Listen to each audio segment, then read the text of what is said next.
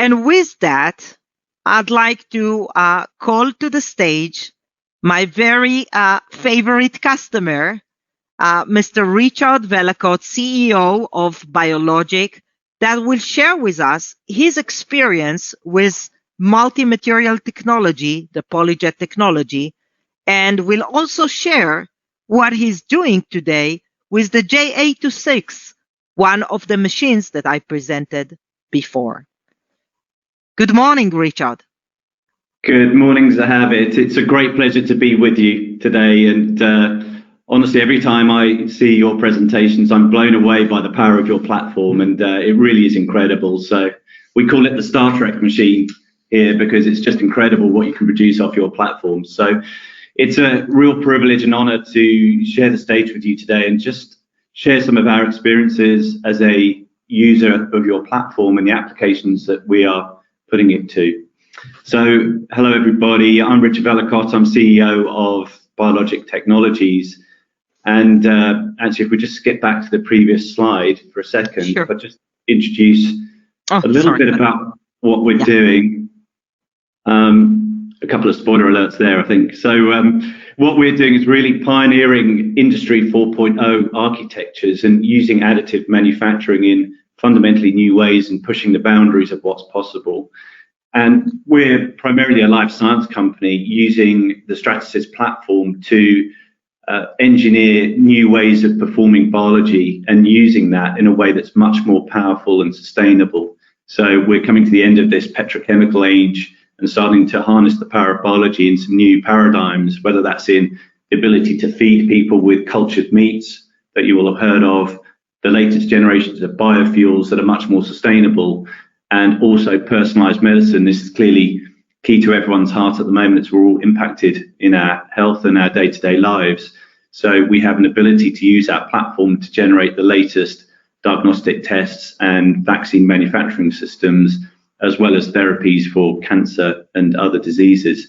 And the key for us is to be able to harness this platform in a way that makes these bioproducts both in a sustainable way, so we can start to have benefit on climate change and other aspects of our global lives that are important, but also to bring the cost of these products now down to a point where they're accessible to people. So having the best in class cancer treatments that cost $500,000 a time is incredible, but it fundamentally limits how many people have access. So we want to bring the cost of these therapies down. This can only be powered and enabled using the Stratasys platform, which is why it's such a great pleasure to be with you today.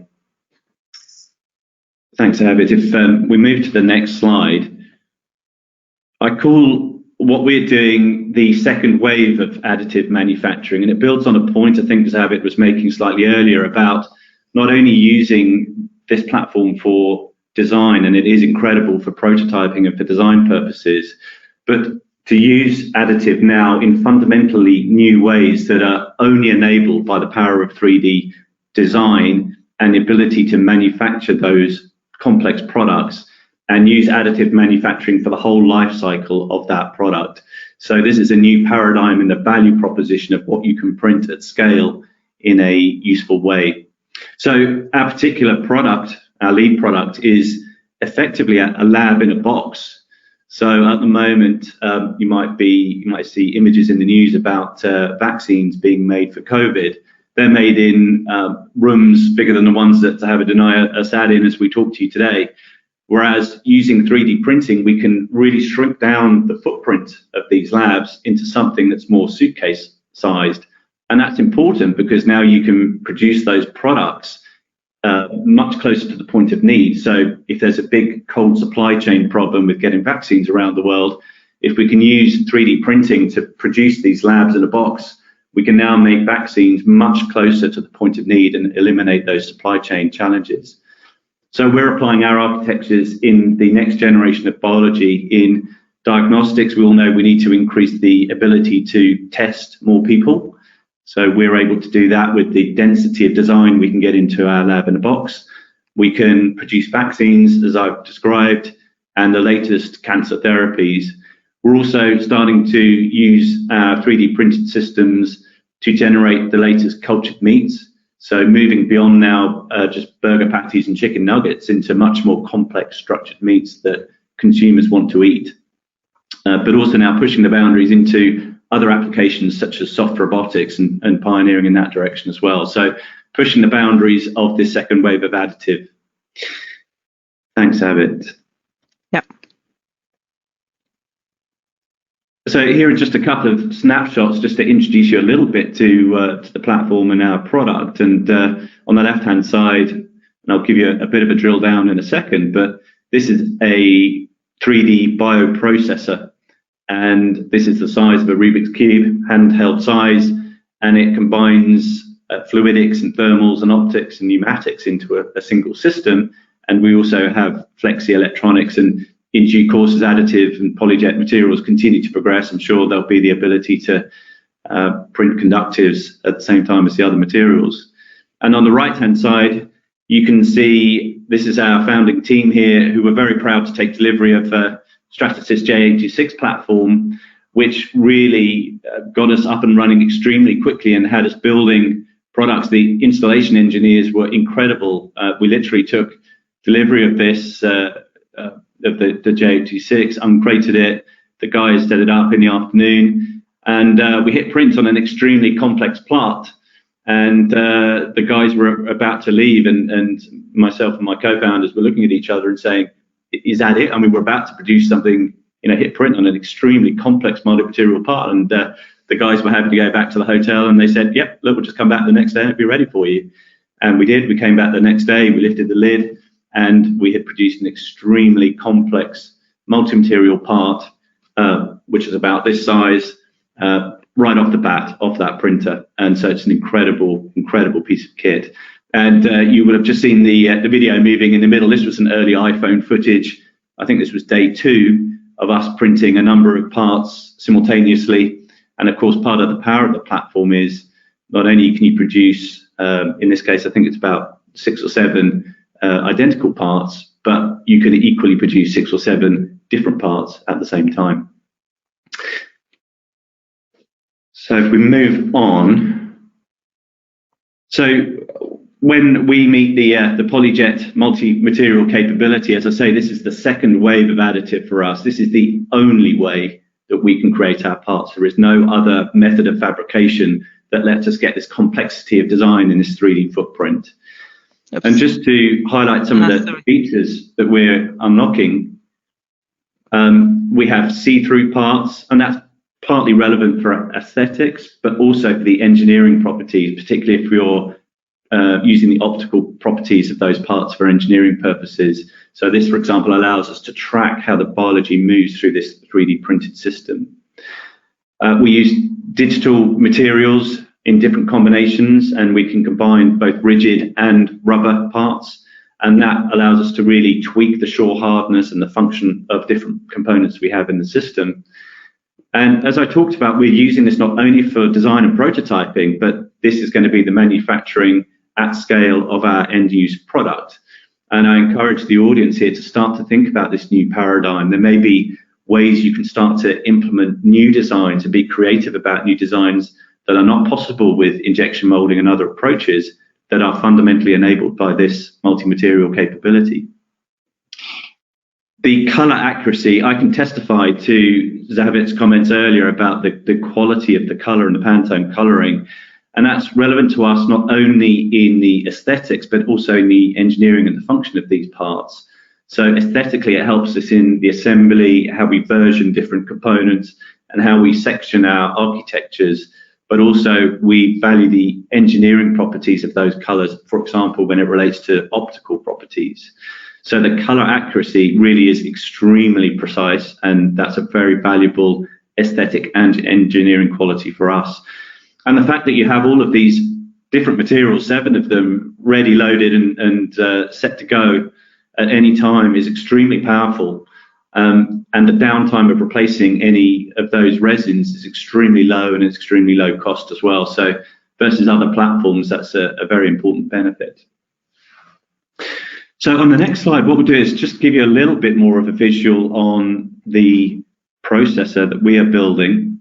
And it's a little blurry. I'm tantalizing you a little bit with the capability without my modesty prohibits me from showing you too much of it. But hopefully what you can get a feel for here is that we're using these different combinations of material properties, both aesthetically and for engineering purposes.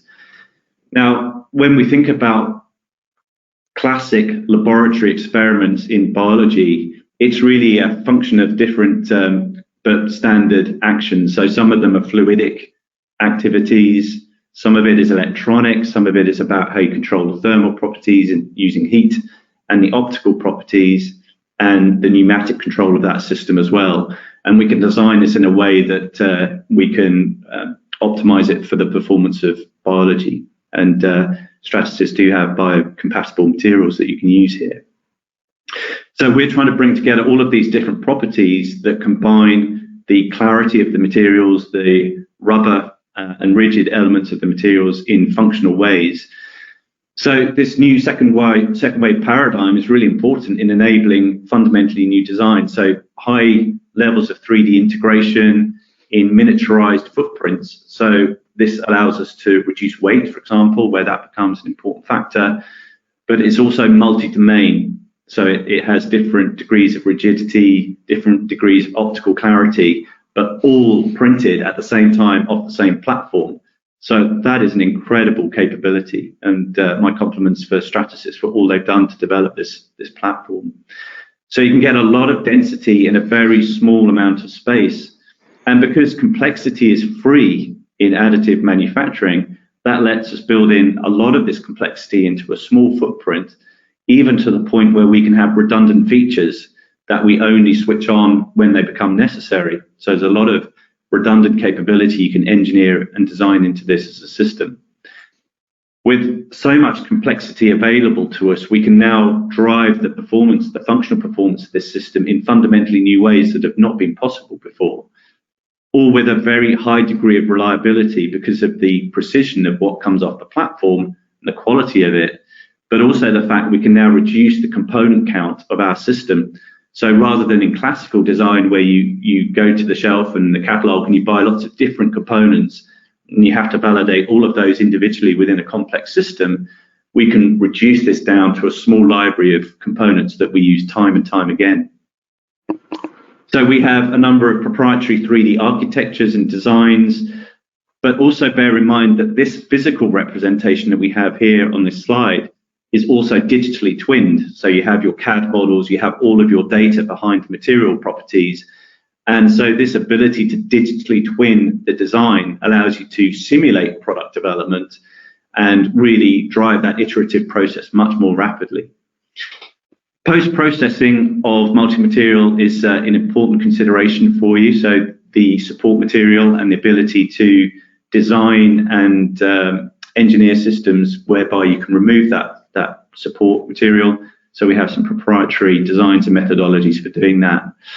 And as I say, we have wide application areas, not only in using this as a system for driving biology as a lab in a box, but we can also start to apply all of that learning into some new systems, whether it's miniature fluid power systems. There are applications because of the 3D density of function and the low weight in aerospace and automotive. We can start to apply this in miniature autonomous systems, and we have further applications under development as well. So hopefully you can see we're fundamentally driving a new paradigm here using the Stratasys platform. So on the next slide, our next steps here are to continue to lead the second wave in partnership with Stratasys to further our research and development, partly in this bioprocessor that we're developing, but also in these new broader applications in soft robotics and other areas as well. But also start to now parallelize the Stratasys platform so we can start to scale up our expansion towards manufacturing of this product at greater scale. So we're very delighted with the other products in the J series range that have bigger build envelopes that allow us to expand our manufacturing capability as we go forward. And then I think in closing, on the next slide, we have just an incredible, valuable partnership with Zehavit and the wider Stratasys team, and we're very, very grateful for all that they do to support the work that we are doing to bring the power of biology to change the world for the future. And that encompasses a number of things. First, a belief in us right as we got started, and now allowing access to their platform, their 3D printing capability, but how we've developed that relationship over time as we push the boundaries of what's possible with Polyjet and additive manufacturing, whether that's in the design and fabrication, the software capabilities, which have only been touched on in this session, but there's some incredibly powerful software, both already available but also under development from Stratasys. The access to the materials, the properties there, and how we push the boundaries of those, not only in aesthetic properties, but also engineering properties. And then how we scale up our system to become a manufacturing system at scale, whereby we use the Stratasys platform not only for prototyping, but for the manufacture of this across the entire product life cycle. So we are very grateful and honoured to be partners with Stratasys, and look forward to pushing the boundaries as we continue to drive the second wave of additive manufacturing. So with that, I'll wrap up. The final slide, I think, just says a big thank you to everybody for listening. It has our contact details there if there's anything that you'd like to pick up with us in terms of applications. But of course, Zehavit and the team offer incredible customer support, so I'm sure they're ready and willing to take any questions you have also. So with that, thank you for your time this morning, and I'll hand back to Zehavit. Thank you very much, Richard. This is really fascinating, and I can't wait for even future developments on your side. So thanks again for joining us on this webinar. And now over to you, Kalyani, with some questions. I understand that we have some questions already. Yes, we do. So I would also introduce the audience to Matt Jones, who's the senior application engineer with us, and he will be taking some of the technical questions. I would start with Richard. The first question for you is, what is the smallest part printed and how did it help you? That's an interesting question. So the way we've designed our architecture is based on a technology stack that goes all the way from individual components into how you layer those into devices and then complex architectures. So whilst the very first thing that came off our machine was actually a very complex architecture, the video I showed you there was actually a very small device that's a component of that. So, you know, we produced valves comprising rubber materials and rigid materials, you know, that are very small and very refined. Clearly, when you're trying to use this system as a lab in the box to process biology, you have to produce quite fine resolution fluidic channels where you can predict the fluidic behavior through that system. And there's great resolution of the platform, partly because there are lots of software options, whether you use gloss materials or different design options, different material options, to make sure you get the resolution you need of those small parts. So another point I will make is the ability to physically iterate your design, get it into your hands and test it, and then overnight rebuild, and then go through that design loop again the next day is very powerful. So even when you have small designs and you're trying to optimize those for fluidic performance, for example, the ability to rapidly iterate and learn and improve is extremely powerful. So it's an amazing capability. So I don't know if the wider team want to pick up that question as well. Okay. Matt, the next question is for you. Can we use printed parts to check actual parameters like life, pressure, loads? So yeah, if you take, for example, the digital ABS, it's one of our sort of engineering grade materials on the Polyjet system. So we have data sheets that'll show you elongation of break, tensile strength, modulus of elasticity, and HDT as well. We have examples that people have used Polyjet materials, sort of 8, 7, 10 bar of pressure to sort of check valves and things as well. So it is achievable to do on Polyjet systems, yes. Yeah, thank you. Zehavit, I'll move on to you. The next question is, do you have materials that can pass UL94V0 test? Yeah, so basically on Polyjet technology, we do not have these. We are encountering here a huge challenge when it comes to regulation because some additives that could be potentially added to achieve the UL94V0 are highly toxic. Technically, we could potentially reach the right balance between viscosity and flame retardancy. But again, I mean, the additives that were explored so far will not meet regulation. So the short answer is no, but the way to continue and work on that is paved, and our teams are on this topic. Okay. Just to add to that, well, that you could go away from the Polyjet route and come down the FDM route, which is another technology that Stratasys offer, and we do have FST compliant materials in that product range. Absolutely. Thank you, Matt. I was still thinking of the design and the Polyjet technology with FDM. We are very successful with our FST materials such as the Ultem family and more. Perfect. Okay.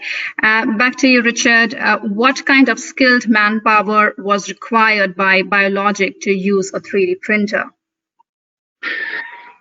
You know what? We were blown away when we had this installed because it was as simple as installing a 2D printer, an inkjet printer for us. And that's partly because the hardware is so reliable and so easy to use, but also the software is very intuitive. So we didn't actually need any particular training. Clearly, we had some familiarity with 3D printing, but the other thing is this has enabled us to, this second wave of additive is a completely new paradigm in how you develop technologies and build businesses because, you know, we have a complete fabrication solution in one platform that's in our workshop. So we have built an extremely valuable business with extremely limited headcount because we haven't needed to hire loads of people to tackle the usual design and manufacturing challenges that would be traditional. The other advantage we've had is being able to produce parts that we can physically demonstrate and show to partners, whether those are customers or other interested parties. So that really lets us, using Zehavit's language earlier, to communicate our ideas in a physical reality, and that's a very powerful capability. So I think my short answer is it's been extremely easy to use, but clearly there is a lot of power and sophistication behind that. You know, when you're working with a good technology, when it's easy to use, but it has a lot of power. And what we are now finding is as we explore the depths of digital materials and the different software configurations, that there is a lot of power under that hood that you can start to explore. So not only can you plug and play and get up and running very quickly, you can learn a lot and access more power as you go. Okay. And there's another very interesting question for you that we had. How did the partnership with Stratasys start? Through personal networking, conference, or did you canvass different suppliers? Yeah, I guess we'd had this as a concept during the course of last year, and we went to one of Stratasys's partners in the UK, Tritech, who made some fantastic introductions to us and really championed what we were trying to achieve because we're pushing the boundaries of additive, but in an interesting area, you know, trying to harness the power of biology for the greater good in feed, fuel, and heal. I think that as an application of this next wave of additive has a lot of appeal to people. And I think Stratasys have seen the not only the fact we're pushing the boundaries of additive and really trying to harness the capabilities of the platform that are there, but also that we have hopefully like-minded mindsets to the power of additive in the future, and our strategies happen to be extremely well aligned, I believe, not only in how we use Polyjet in prototyping, but how we now take the second wave of additive forward as using this for the entire life cycle of fundamentally new designs that are enabled by Polyjet. And I have to say, you know, that the people of Stratasys, everybody I've dealt with, whether it's the engineers who come to implement this on the ground for us, or the software teams that we've been introduced to, the materials teams, and the PR marketing and Zehavit and her team are just incredible for us to work with. We're incredibly proud and honoured to have that relationship and look forward to doing more together. Now, I think we all recognise Stratasys is a big organisation selling a lot of printers to a lot of people. So, you know, I think you probably have to be pushing the boundaries and do something exceptional to really build partnerships. But I like to think that's maybe what Zehavit and the team see in us, and that's certainly what we see in the Stratasys capability. Perfect. I think you just brought a smile to all the Stratasys employees. Absolutely. Thank you so much. Well, I hope so. They should be incredibly proud of the platform that they've built, because it is phenomenal. We call it the Star Trek machine. It literally, I mean, the next day, having built a range of things overnight, you open up the lid of the J86 and you have this range of products with different properties, different materials. It is really mind-blowing. It's quite science fiction-like.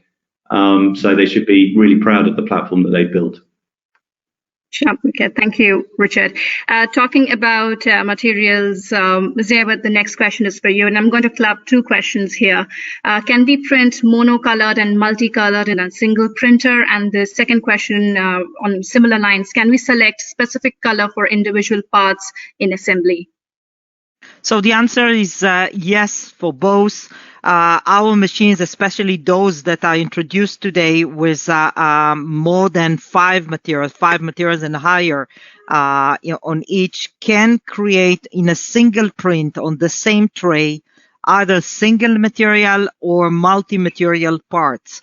The ability is there, and it's absolutely easy to assign from software perspective.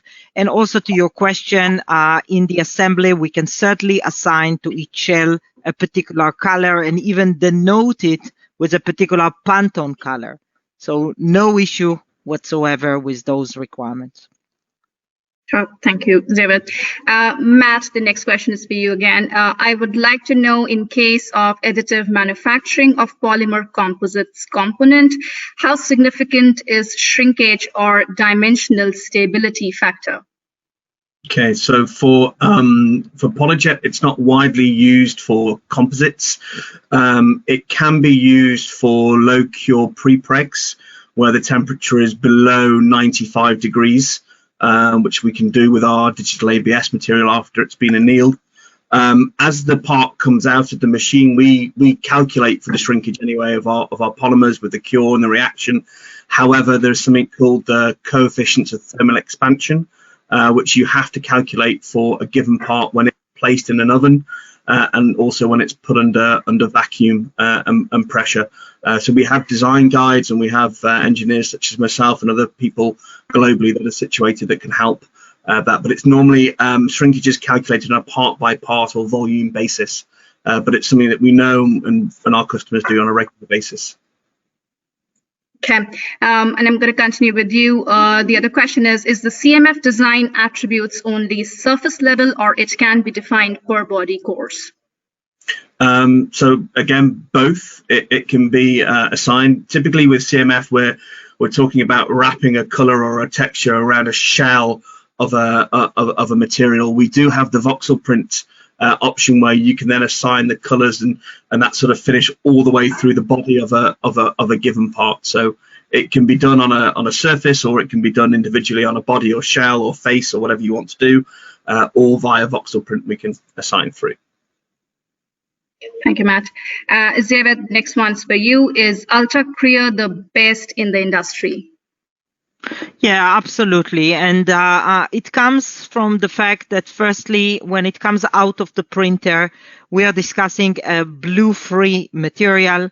And we know that many competitors have clear material that comes with some shade. And the good news is that with some competitors, actually, the material becomes yellowish with time, and ours in time becomes even clearer.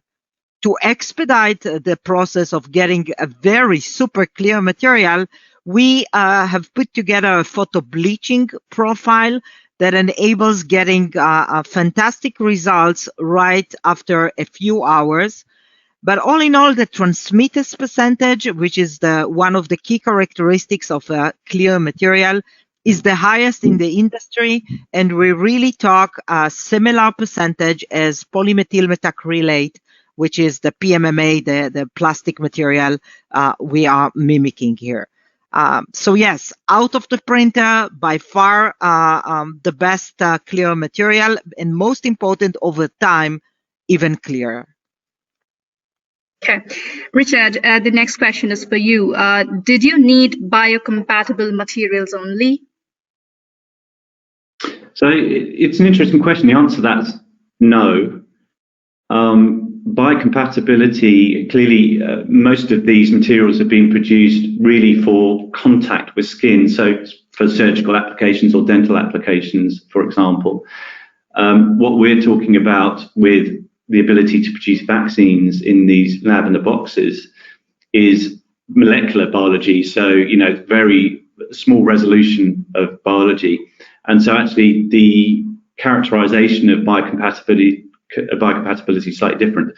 So we have developed our own proprietary post-processes that are necessary to be able to perform molecular biology. But when it comes to dental applications or surgical implants, etc., you know, I'll let the Stratasys team comment on the biocompatibility properties there. But you know, they have all of the necessary attestations and follow the necessary standards on that. So, but the applications we have are not necessarily dental or surgical for the way that we use the materials. Thank you, Richard. Matt, I'm going to move on to you, and I'm going to club two questions again for you. Do we need multiple colored wires for print? How we get multicolored object printed? And the second question in continuation, maybe that you can answer, is can rigid, flexible, and clear material CMF effect programmed together? Okay, so you assign colors in your software, whether that's the actual CAD you're using, or you take it into a third-party software and apply the colors there, and you apply them shell by shell. You can do it in our GrabCAD software, so you can select a surface, choose a X-Rite profile or a Pantone reference in there as well. We have multiple ICC profiles, so they're different color gamuts that you can do to change the colors, and you simply click on a component and add that color to it. And again, it's quite simple just to select a part and apply a different material property. So on the Q&A screen that you can see, there's an example of the black part with Agilus at different shore values, which is where we're mixing a Vero with the raw Agilus material. And on the other side of it, you've got the rigid Vero white material. So it's all combined together, all printed on the fly, mixed in the head as it goes along. Okay.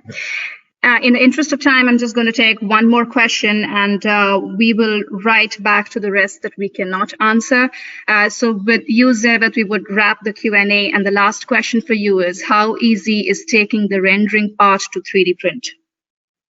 Yeah, and I emphasized the challenge that is expressed in your question a few times in my presentation. And it's easy now due to the 3MF file format. The fact that we have a file format that includes all the ingredients, so to speak, that includes both geometry and finish and texture and color, enables a direct pass from the rendered file, which is the keyshot one, in the sake of keyshot application to be a frequently used application by designers. And from the application, the ability to click on export to 3MF enables exporting that in the file format that can be easily processed by our Stratasys J series and printed. So that's how easy it is. Just click on a button and export the file to this file format. Perfect. And with this, we wrap the webinar. Zehavit, do you have any wrapping up comments? Yeah, I'd like to thank the audience very much for listening. As always, we are very happy to continue the discussions over the email or phone or any other way until we meet face to face, hopefully soon when the pandemic is over. I'd like to thank, of course, our customer, Richard, again, and Matt, and the people from Stratasys that prepared this webinar. So thank you, Kalyani, for you and the team as well. And everyone stay safe and have lovely holidays and a great end for 2020 and a wonderful 2021. Thank you very much. Thank you, everyone. Bye. Thank you.